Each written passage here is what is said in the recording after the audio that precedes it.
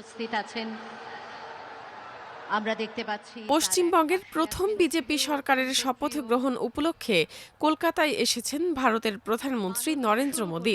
ছাদ খোলা গাড়িতে শপথ অনুষ্ঠান স্থলে প্রবেশ করেন তিনি। এরপর মঞ্চে উঠে রবীন্দ্রনাথ ঠাকুরকে ফুল দিয়ে শ্রদ্ধা জানান প্রধানমন্ত্রী মোদী। কলকাতার ঐতিহাসিক ব্রিগেড প্যারেড গ্রাউন্ডে শপথ অনুষ্ঠানের আয়োজন করা হয়। ভিডিওতে দেখা যায় শ্রমিক ভট্টাচার্য এবং শুভেন্দু অধিকারীকে পাশে নিয়ে অনুষ্ঠান স্থলে প্রবেশ করেন প্রধানমন্ত্রী নরেন্দ্র মোদী। গাড়িতে ৩ জনই দাঁড়িয়েছিলেন এবং উপস্থিত জনতার উদ্দেশ্যে হাত নাড়েন। শপথ অনুষ্ঠান ঘিরে জাঁকজমক আয়োজন করে বিজেপি।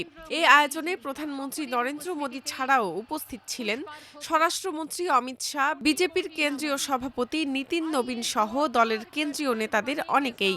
সেই সঙ্গে ২১টি রাজ্যের মুখ্যমন্ত্রীদেরও আমন্ত্রণ জানানো হয়।